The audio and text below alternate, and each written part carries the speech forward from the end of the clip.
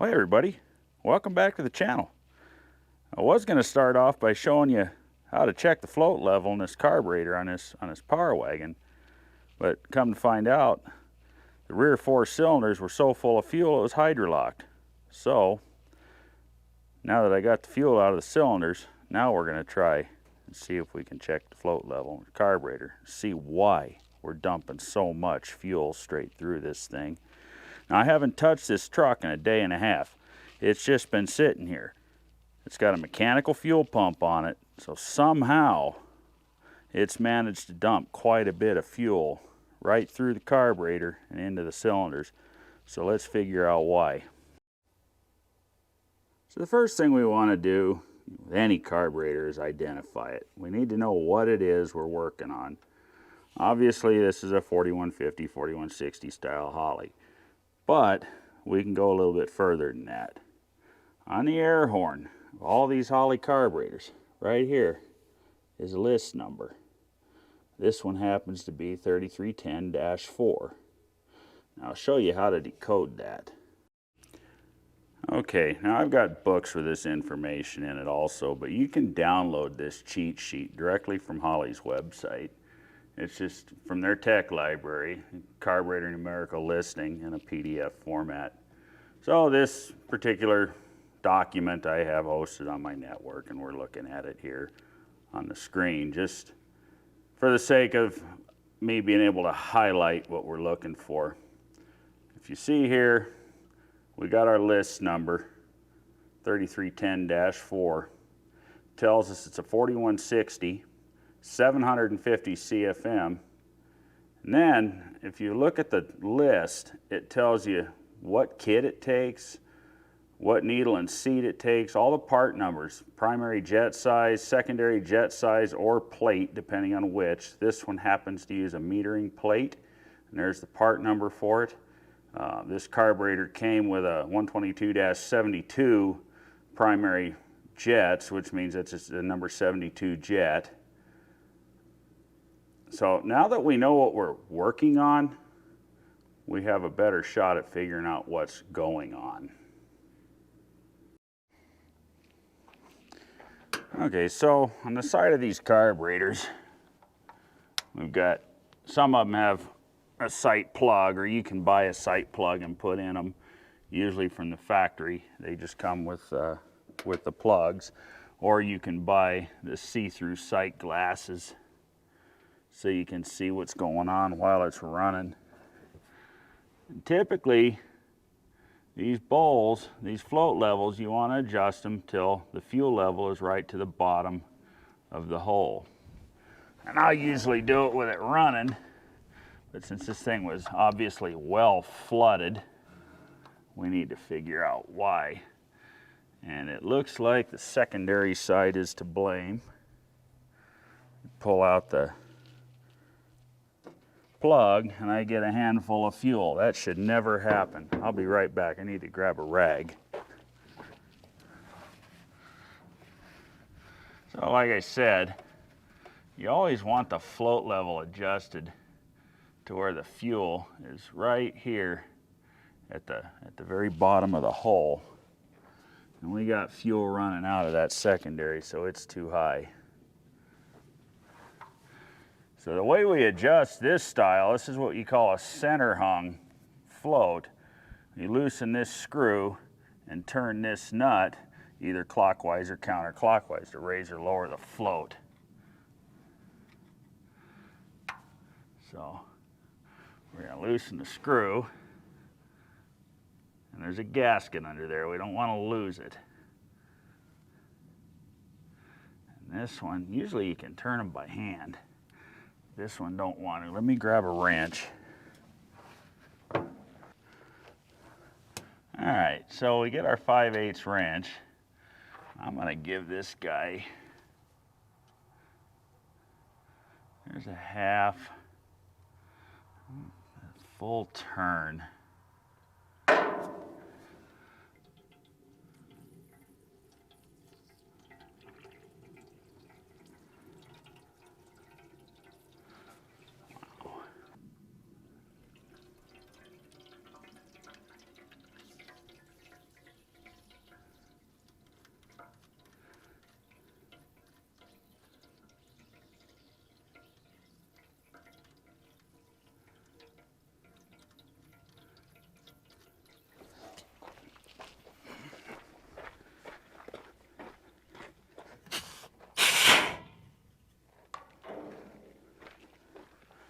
Well, did you hear that?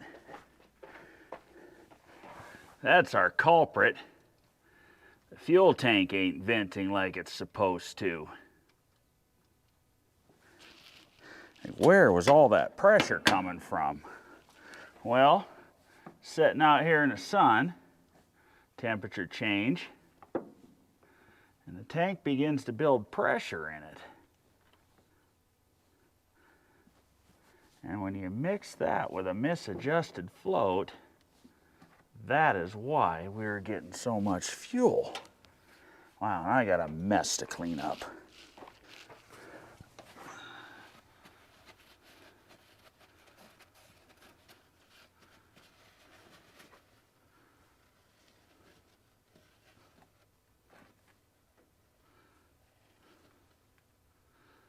And here, I did something that I shouldn't have done. I ran that damn needle seat too deep in the carburetor. Now it's a pain in the ass to get it to come back out. I got it with my fingernails, got it started here. Now we can run it back up to where it's got to be. Now, of course, I can't see what the heck is going on. So we're just gonna go on the low side here.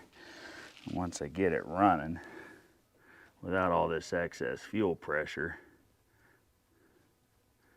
maybe she won't load up so bad, and we can do a proper adjustment.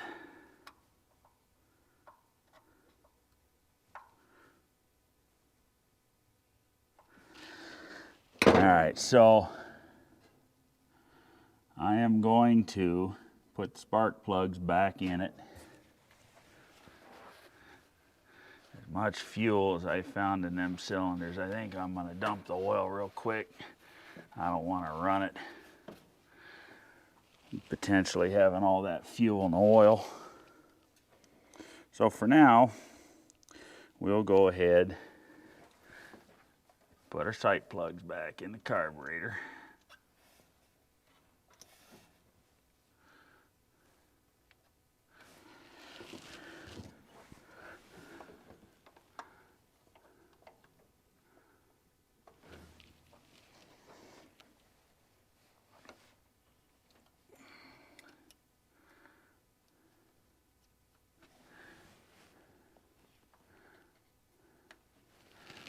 Okay.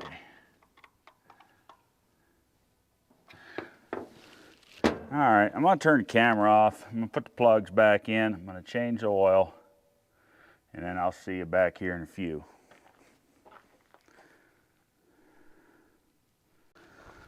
Okay, so I'm back. Changing oil was definitely the right call. There was more than a little bit of gasoline in it. And that's a deadly combination for a flat tappet camshaft. So, we're in good shape now, getting some fresh oil in it. I did go ahead and he'd asked me to change out the dipstick tube because the one that was on it, to me, looks like it was something modified from a motorhome application or something. I actually have an original big block truck dipstick I had here. I went ahead and put it on for him so we can get an accurate read on how much oil is actually in this thing. These truck pans are supposed to hold 6 quarts. We'll see what 5 gets us on the stick. Yes, these aftermarket valve covers can be a mess to fill.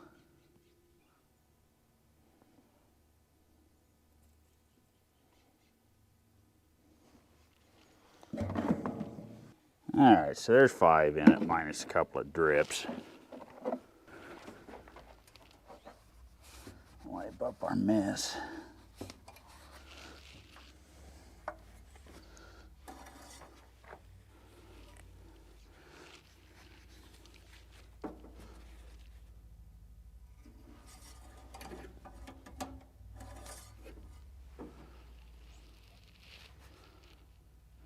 We're just barely on the tip of the stick.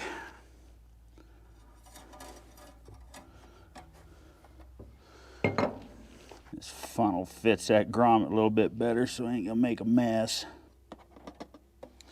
All right. And I still managed to make a mess.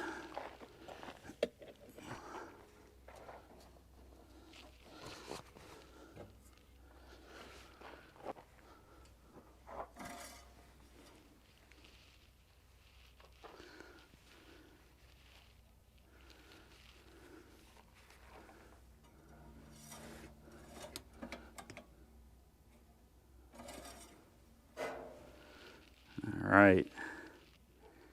Hardly see it on there, nice and clean, but we're just at the full mark. So the time we fire it up and fill the filter, it'll be probably about a half quart down. That's all right.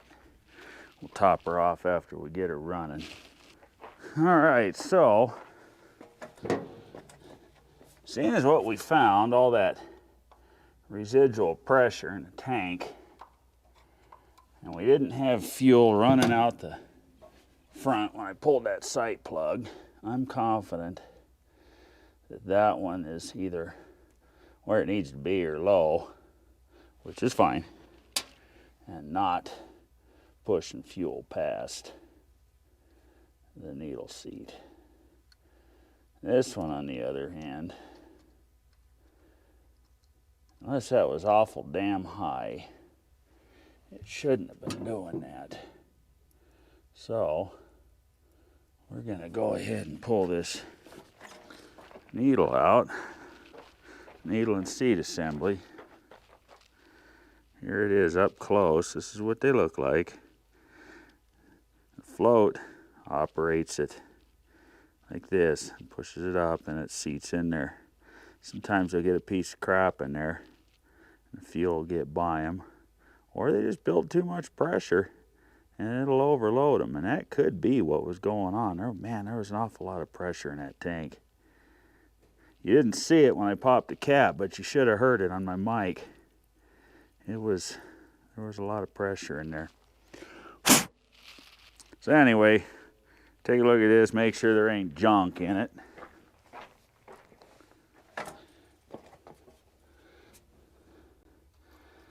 Get her back in there.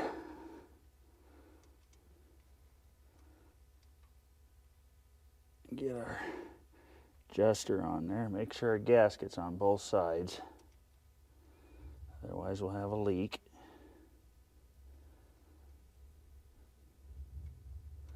I'll run that dude down in there.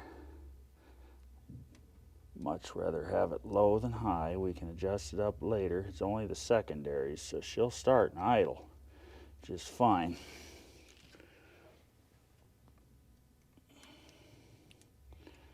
Now, let's see what we get. All right. Give her a little bit of fuel. Let's light her up.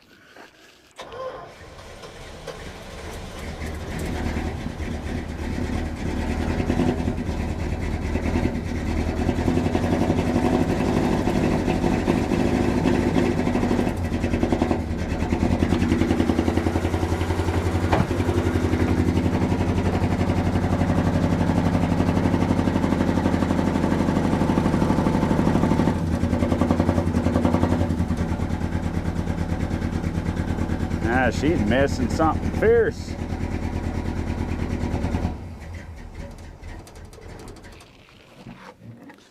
All right, what's going on here? Let's double check the firing order.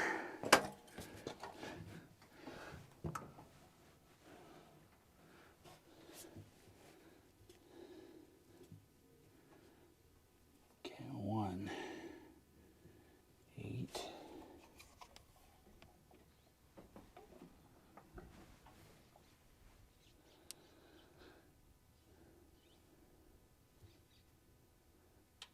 Four. Yep. 3. 6. Yep. 5, 7, 2. All right, let's get over here to the other side where I can see what's up. 1, 8, 4, 3. That's number 3.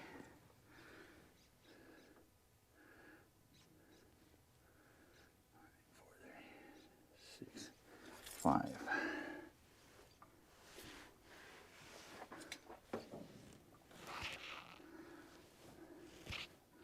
7.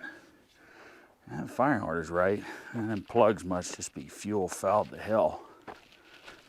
Let's see what we got again.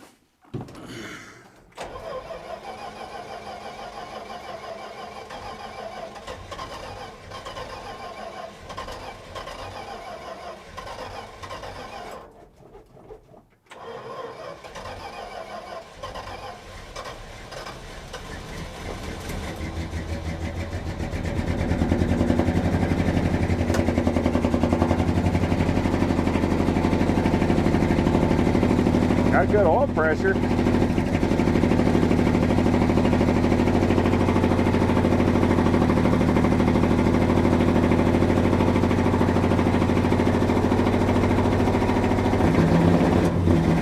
There, now she's cleaning up.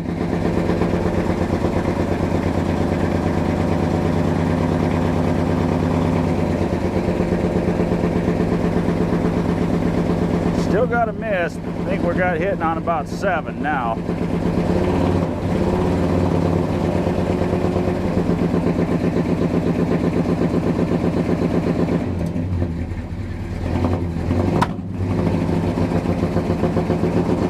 Man, she just drowned in fuel.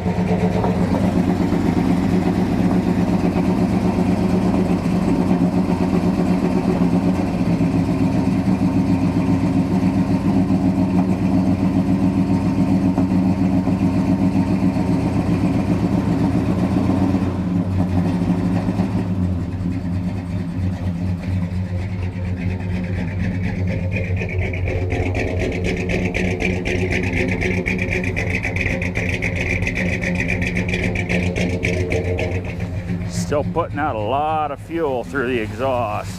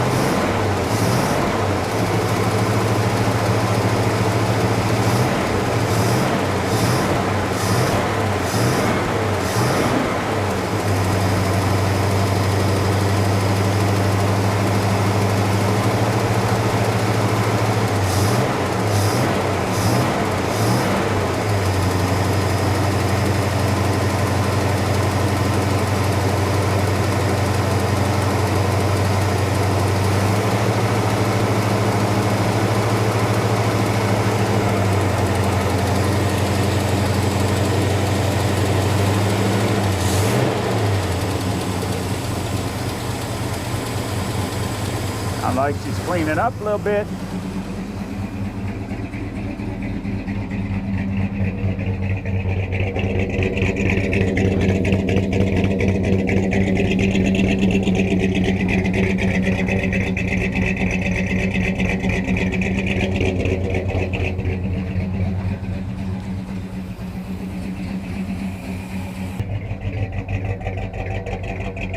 An awful lot of smoke off of that passenger side bank.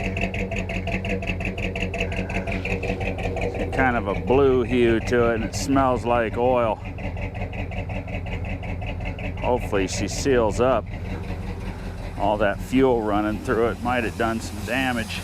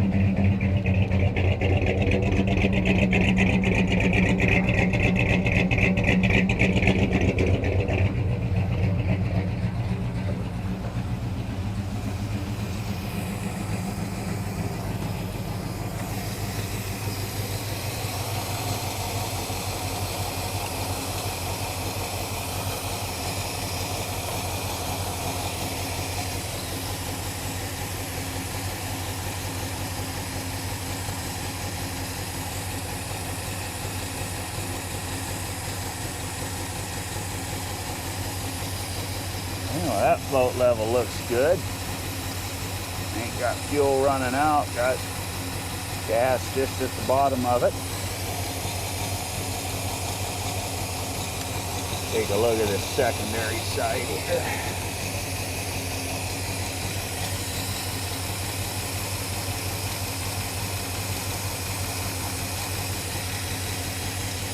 We still got fuel coming out.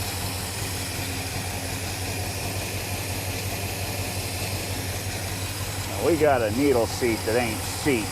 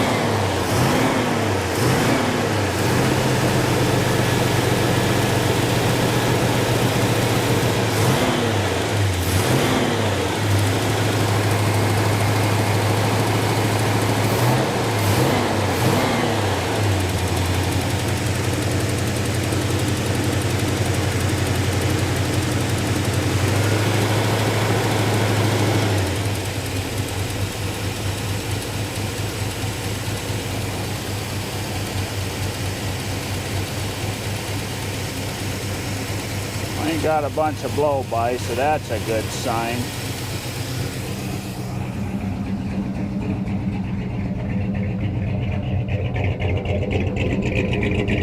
That might just be fuel yet.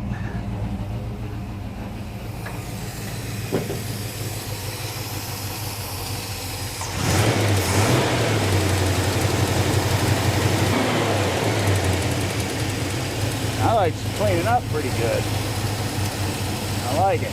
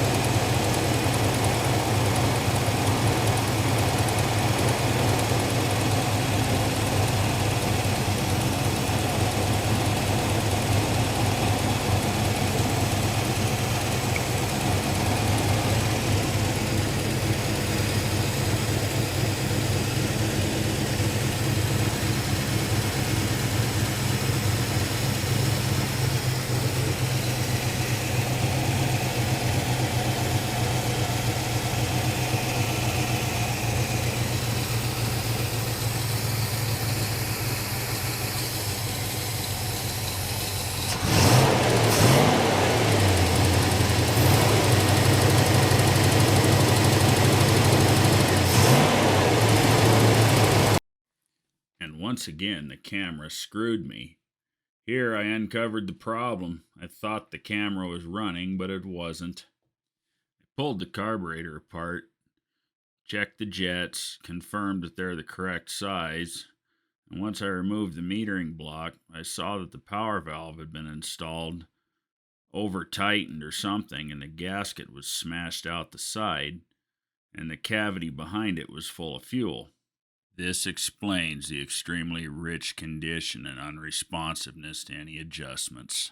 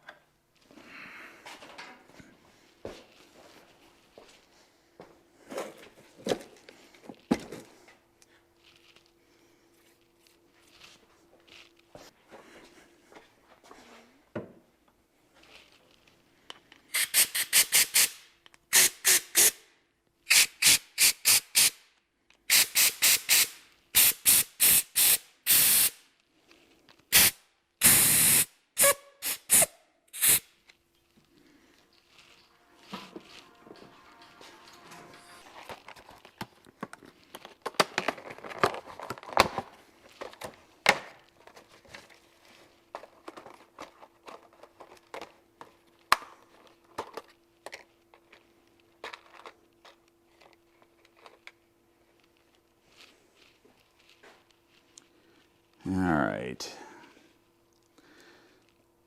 So we've got, there it is, 6.5. That was a 6.5. So brand new 6.5 power valve in it with a brand new gasket.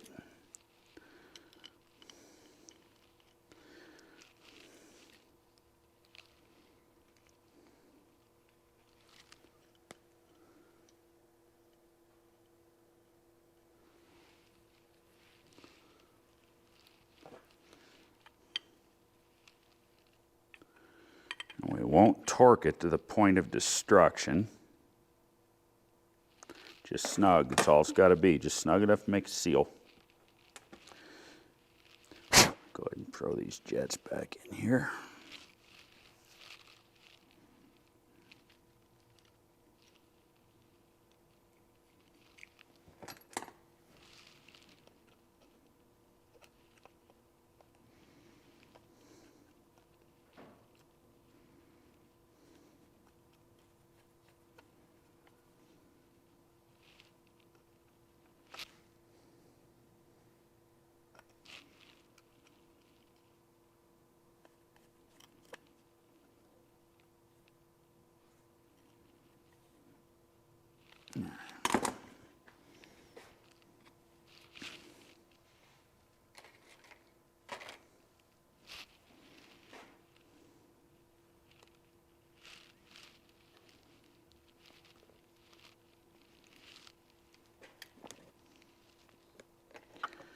Gasket in good shape.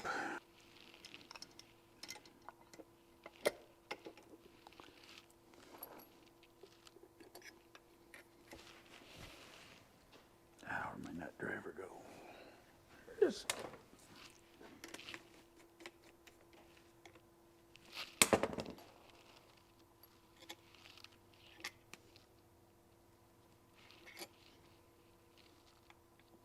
Everything woke turns to shit.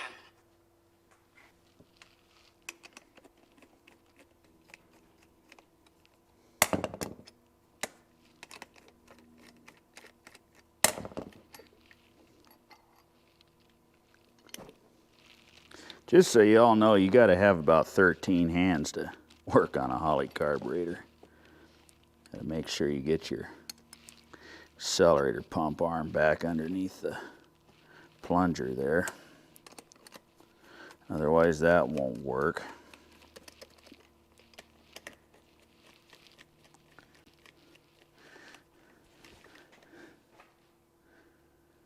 really like the nylon bowl screw gaskets better than these. Hopefully we don't have a leak. I might have to run and pick some up. I don't think I have any new ones. Oh, wait a second, I might here.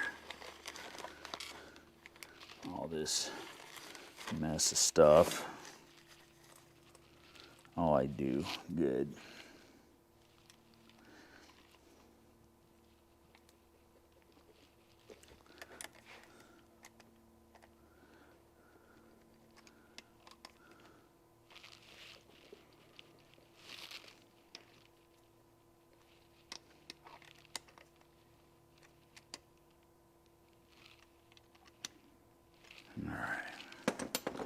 Now, let's see what we find in this side.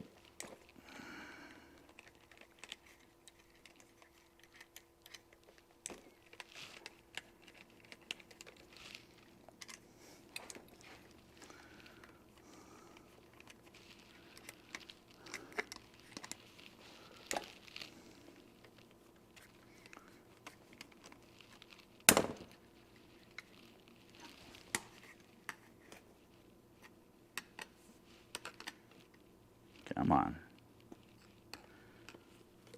There we go. Sometimes these non-stick gaskets ain't so non-stick.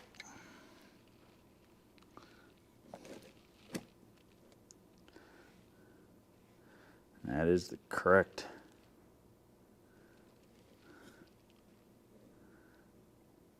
R90 716B.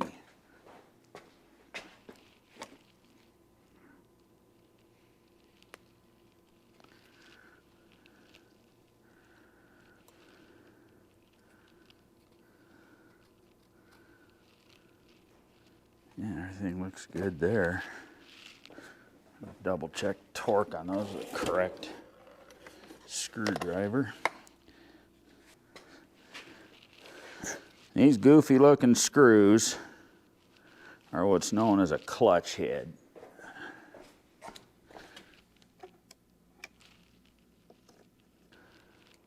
All right.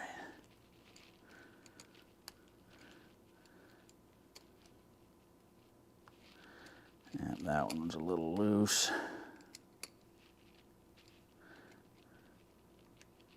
A lot of guys don't have the right screwdriver, and sometimes they'll try to make do with something different, and it's tough to get them torqued right.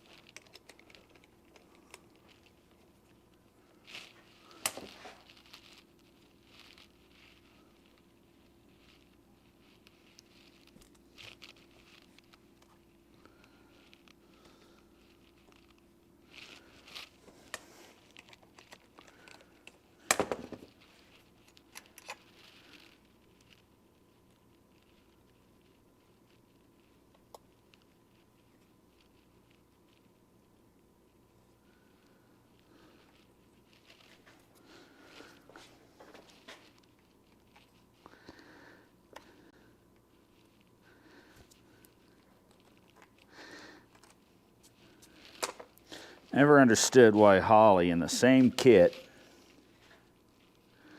they give you these stupid paper bowl screw gaskets in the same damn kit with the non-stick bowl and metering block gaskets. Doesn't make any sense.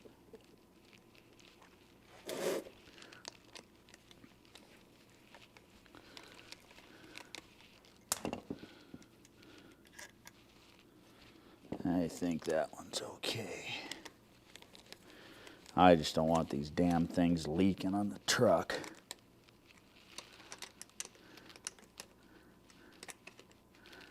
All right.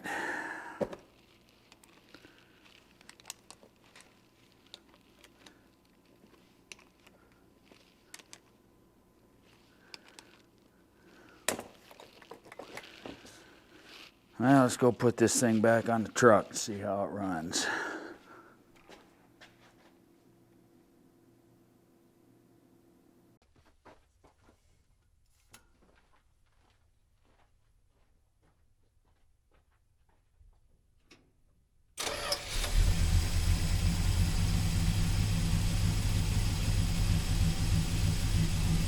Well, how about that?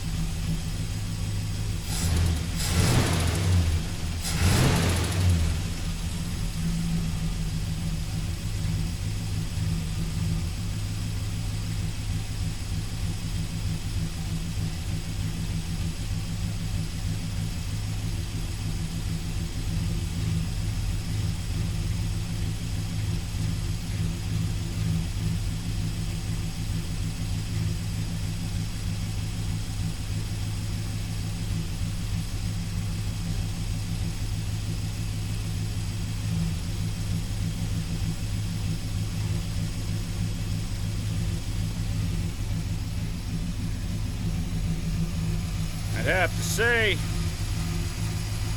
with that power valve, sure does sound good now.